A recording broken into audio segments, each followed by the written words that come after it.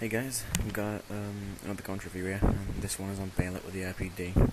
Now, to begin with, we intended this to be another weapon review. Well, James intended it to be a weapon review, but I don't feel like being overly technical about the weapons in this, well, at this moment, so I guess I'm going to turn into like a normal type commentary. And I'm going to take this opportunity to say that we haven't uploaded like a massive videos recently, and that's because well, life takes priority over video game commentaries, and I've had quite a busy time recently. Lots of things have been going on, lots of things have happened, and still are happening right now. But yeah, so right now we've got the RPD gameplay, which is on the Bailout map. I'm not sure. Well, yeah, I think it's called Bailout. It's one of the new maps, and it's probably the least liked of those new maps because it's basically the same as Block from COD 4. It's like effectively the same type of thing, you know, two sides of the map, and like both teams fire at each other from both sides, and no one wins.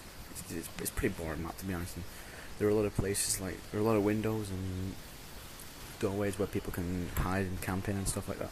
So it's not really a favoured map.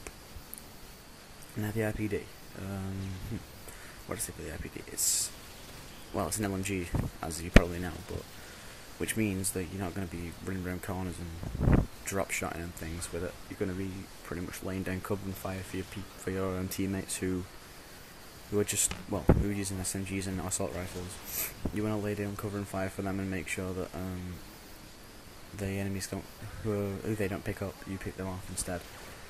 That way you can keep your team alive and win team deathmatch, especially because kill to death ratio is one of the most important things in team deathmatch. Right.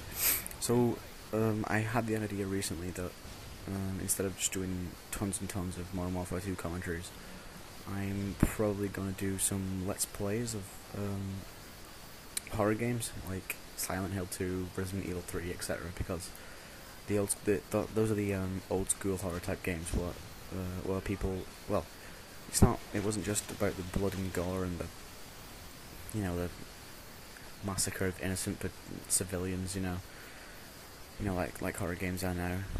It was more about the psychological aspect of the whole horror genre. I mean, more than anything, the music usually made you really tense, and they were great games. So probably going to be if I can get something to record my old tech, I'd probably be uploading some videos because I've just bought Silent Hill 2 again, and I'm going to be playing through that. As soon as it comes, I'm going to be playing through it because the game's awesome, and if you haven't played Silent Hill 2, I'd recommend it highly because it's really, really if you like horror games, that's like the epitome of horror games. It's got everything. It's got the creepiness, the darkness, pretty much everything you want from a horror game. And Resident Evil 3 as well, I remember back in the days where Resident Evil actually used zombies. Now it uses, for the enemies, it basically focuses on mutated villages from other places in the world that aren't colonized or, aren't civilized, whatever. Places like Africa and Spain, where Resident Evil 4 was set. I don't know. The game was primarily in Spanish, so I guess it was Spain. But the game doesn't use zombies. They use kind of mutated villages, and it's kind of lost the old school type feel for me because I actually absolutely love zombies and mutation. That sounds a bit creepy or whatever, but yeah, I love zombies. And so, when I play those games, I just don't get the same feelings I used to. And yeah, fair enough, they're not bad. Resident Evil 4 was like an action-packed game all the way through, and I thoroughly enjoyed it, but I didn't enjoy it as much as I enjoyed Resident Evil 3. Even if the graphics on Resident Evil 3 or Silent Hill 2 aren't, next gen or whatever, it's not about the graphics, it's not about the realism of how the intestines spill out of a man's ear or whatever, It's more about the eeriness and to be honest, it's just all around the old style horror games were they were a lot better than they are now.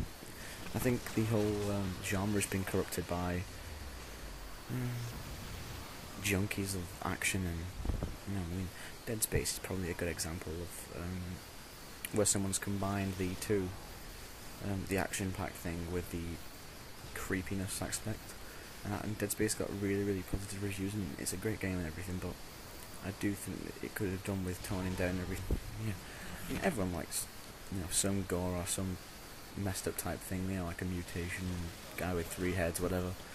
But it's not feasible just to pack the game all the time with meaningless gore, and I don't know.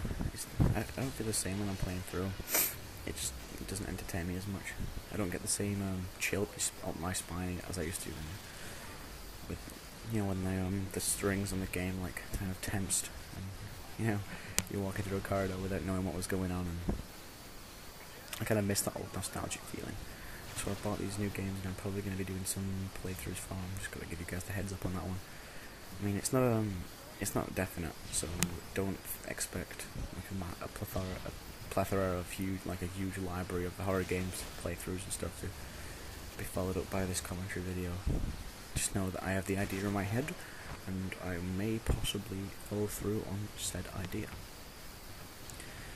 Now, I've not been watching the gameplay much, so I guess I don't know what's going on particularly, and my phone just went off as well, so yeah, great. But yeah, looks like James is just walking around and shooting people with the RPD, and that's what you do in this game, isn't it? Well, me and James are getting quite sick of Modern Warfare 2, to be honest, and it's quite a frustrating game. It gets pretty annoying at times. Anyway, that's pretty much the end of the video, I guess. Well, yeah, just comment, rate, subscribe, whatever, usual stuff. I'll catch you guys later.